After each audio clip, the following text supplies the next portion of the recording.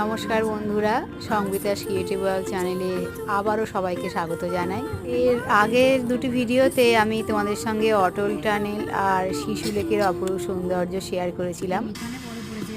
আর এখন যে ভিডিওটি তোমরা দেখছো এটিও অবশ্যই শিশুগ্রামেরই ছবি।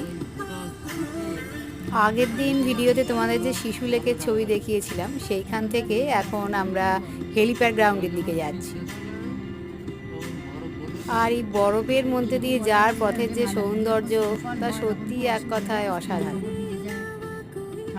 আর এই বরফের চাদরের বাইরে যে গাছগুলি এখনো মাথা তুলে রয়েছে সেগুলিকে দেখতে কিন্তু বেশ লাগছে। এই দিনে হিমাচলে এলে বরফের দেখা যে মিলবে সেটা অবশ্য জানতাম, কিন্তু এত সুন্দরভাবে যে দেখতে পাবো সেটা অবশ্য আশা করিনি।